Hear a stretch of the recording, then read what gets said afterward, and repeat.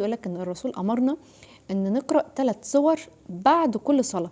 كانت ايه هما الثلاث صور دول؟ وربنا يعني افتكرني ولا اي حاجه، يبقى الشخص كده اول ما بيمسك الكتاب يقراه ويستفيد منه، يشوف اسمي في اول الكتاب فيدعي لي. بتمنى تكونوا سامعيني. يعني انا عارفه ان في عدد كبير نفسه يسالني هو انت قاعده كده ليه، وحقيقي انا ما كنتش عايزه اقعد القعده دي، بس مضطريه لان اعداد الكتب بهوقت بجد، فمضطريه انظم كتب بشكل مختلف. ونظرا ان انا عايزه انظمها بشكل مختلف فقلت ان انا اخدكم معايا كده في تنظيم الكتب، لان الموضوع بيبقى مريح نفسيا.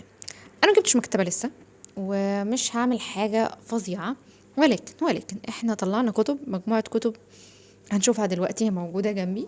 المجموعه دي هنحاول ان احنا نحطها في شنطه سفر. تمام، شنطه صغيره، وانا شاكه انا مش هتاخد كل الكتب، بس هنحاول نشوف هتاخد اكبر كميه ولا لا، بحيث ان انا الكتب اللي انا هحطها في الشنطه دي انا هشيلها خلاص في السرير، لان اغلبها انا قراته او كلها قراتها، وفي اللي انا ما استفدتش منه او اللي هو حسيت اللي هو انت مش من انواع الكتب اللي انا بفضلها. وفي كتب تانية الصراحه يعني انا كنت واخداها من مكتبه جدو، وبعد ما بقت عندي حسيت اللي هو الكتب دي مش ليا. اي كان احنا هنحاول نرص الكتب، وفي حاجه لطيفه اتعملت لي كده فقلت اوريها لكم برضو، يعني اتمنى اعرف اوريها لكم. المهم الحاجه اللطيفه دي شيت على الاكسل، والشيت ده موجود فيه الكتب اللي انا قراتها والكتب اللي انا عاوزه اشتريها، بالاضافه الكتب اللي انا قراتها عملت لها ريفيو معاكم ولا لا، لان انا الموضوع بدا يبهوأ مني وبدات اتوه بقى، فبقى محتاج الموضوع ده. فتعالوا كده اوريكم الاول الكتب اللي موجوده جنبي هنا منظرها عامل ازاي، وبعد كده اوريكم شيت الاكسل وشكله برضو عامل ازاي. هوريكم جزء الكتب اللي انا قريتها، مش هوريكم الكتب اللي انا عايزه اجيبها لسه، استنوا عليا. الصراحه دي نبذه صغيره عن الكتب اللي انا المفروض اشيلها. الكتب دي الحمد لله انا قرات منها كتير جدا، واللي ما قراتوش انا ما كانش مفضل بالنسبه لي. وقبل ما نبدا تعالوا اوريكم شيت الاكسل، تعالوا اوريكم واحده واحده. ده رف كتب مريم، ودي الكتب اللي انا قراتها. بصوا الكتاب اللي قريته يبقى علمت عليه هنا. طيب راجعته على اليوتيوب ولا السوشيال ميديا كله؟ في الاغلب انا دايما مراجعاتي معاكم على اليوتيوب. طيب ليه اغلبهم فاضي كده؟ لان دي الكتب الجديده اللي انا جبتها ووريتها لكم فيديوهات. تحت بقى الكتب اللي انا قراتها فعليا. فيلا بينا نبدا نرتب على قد ما نقدر، فيلا بينا. الكتب جنبي اهي اخيرا على الارض، والشنطه اهي المفروض ان احنا نبدا كده نفتحها عشان نرص فيها. ثواني خليكم معايا، عايزاكم بقى معايا هنا، وهبدا اوريكم واحده واحده ايه الكتب اللي انا هبدا ارصها في الشنطه واحده واحده. تمام. اول حاجات، عارفين زمان لما كان صحابنا يقعدوا يكتبوا لنا مسجات كده ويلونوها بالالوان والحاجات اللطيفه دي، انا معايا حاجات زي كده. انا مش عارفه الناس دي راحت فين، بس ربنا يوفقهم بحاجه. يلا خير متيسر. يعني كتاب معانا اسمه القانون في الطب لابن سينا. الكتاب ده كان مؤسسة المعارف بيروت لبنان. قصص دي، بصوا دي يعقوب، حياة محمد.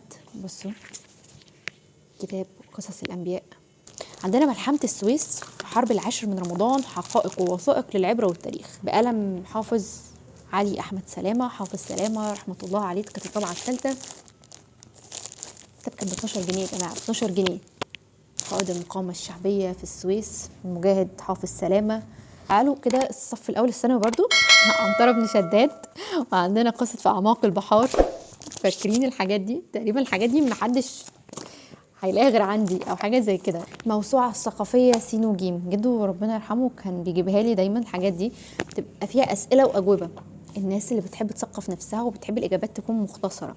يعني أقول لكم حاجة، أسئلة من الموجودة جوه زي مثلا أسئلة عن الرسول عليه الصلاة والسلام. بيقولك إن الرسول أمرنا إن نقرأ 3 سور بعد كل صلاة. كانت إيه هما ال3 سور دول؟ حد عارفهم؟ لو عارفين اكتبوا لي في الكومنتات. في سؤال تاني حلو قوي، بيقولك إن الدافع لحفر بئر زمزم هي رؤية شافها في المنام أحد أجداد النبي عليه أفضل الصلاة والسلام. فكان مين؟ ممكن تقولوا لي؟ انا بحب الحاجات دي، وبحسها بتجمع يعني ثقافه لذيذه وطريقه بسيطه وميسره. اميره الاقزام من دار دون. من الكتب اللي اتبسطت ان انا لقيتها عندي برضو هو تفسير الشعراوي. ده المجلد الثاني، مطبعة اخبار اليوم تجارية هليوبلس. اصلا بحب اسمع تفسير الايات من الشعراوي جدا. شكلي قاعده مطوله فكوبايه الشاي معانا. نرجع مرجوعنا لتفسير امام الشعراوي رحمه الله عليه. مجموعه كتب تانية بقى عندنا، لا دي مجله الفنون الشعبيه. بصوا يا لهوي يا جماعه، حرف اليدويه.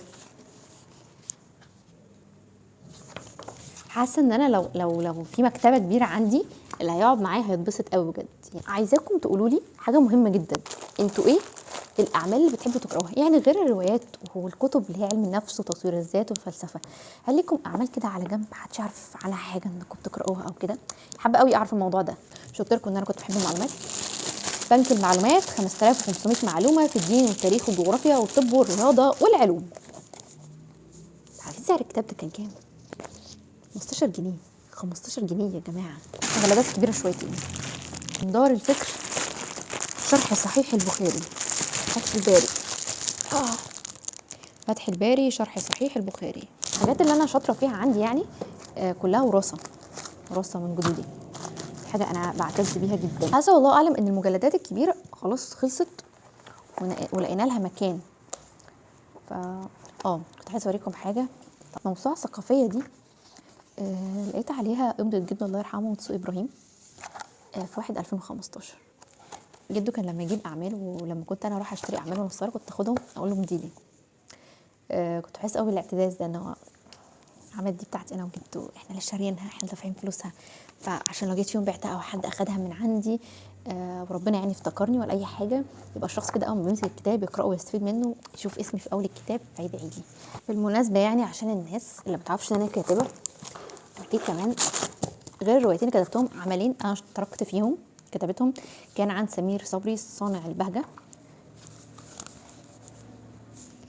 ده كان تبع الاكاديميه عندي، انا كنت بدرس اعلام. بص فين اسمي اهو، انا وصحابي. طبعا يعني خلود غنيه عن التعريف، مش قادره اعدل الشاشه والله. تاني عمل عملته إيديس المرشدي لسهير المرشدي، برضو كان في اكتوبر 2021 يا جماعه، وخدت الامضه بتاعتها ورقم تليفون.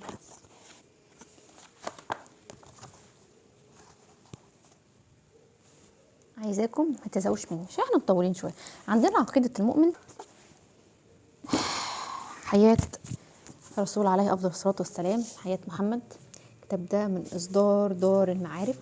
دار المعارف بيبقى فيها كتب قيمه قوي قوي بجد، بس عايزه لها، عارفين اللي هي عايزه لها قاعده. ارواح الاموات والاحياء بالدلائل من الكتاب والسنه واقوال العلماء. الكتاب ده ب 250 قرش، 2 جنيه ونص. عندنا كتاب الكبائر، راسكم من الكبائر، معجزة القرآن محمد متولي الشعراوي. عندنا نداءات المؤمنين في القرآن الكريم من دار الصفا للطباعة والنشر. تفسير الفاتحة، الكتاب ده كله بيتكلم عن تفسير الفاتحة ب 2 جنيه ونص. الكتب بقى عندي انا مش فاهمه بتاعت ايه والله العظيم، يعني انا ما فاهماش. زي الكتاب ده تذكرة داوود، يعني ده مجلد اصلي يا جماعه، فانتوا اللي فاهم بجد لو يعرف يكلمني عنه يا ريت يكلمني، عشان بجد انا مش عارفه الكتاب ده بتاع ايه. عندنا موسوعه للتداوي بالاعشاب، طريقه علميه بتشمل الطب الحديث والقديم. تعالوا اوريكم الشنطه بقت عامله ازاي. شايفين الشنطه؟ المفروض الشنطه دي نقفلها دلوقتي وندخلها السرير، ازاي انا مش عارفه. عارفين المشكله في ايه دلوقتي؟ ان احنا محتاجين نقفل الشنطه الكريمه، وانا مش عارفه اقفلها ازاي. انا مش عارفه حتى انادي حد استنجد بيه، مش عارفه. وصايا الحكماء 550 وصيه من الشرق للغرب. وبكده نبقى خلصنا بارت 1 من ان احنا نرتب الكتب بتاعتنا ورتبناها فعليا في شنطه السفر عشان نشيلها خلاص في السرير، ونوسع مكان لكتب جديده محتاجين ان احنا نقراها. ولو اتاحت الفرصه ان انا اعمل لكم بارت 2 من الكتب اللي احنا هنقراها الفتره الجايه وانا برتبها، صدقوني مش هتردد واعمل لكم بارت 2. اشوفكم على خير في فيديو جديد.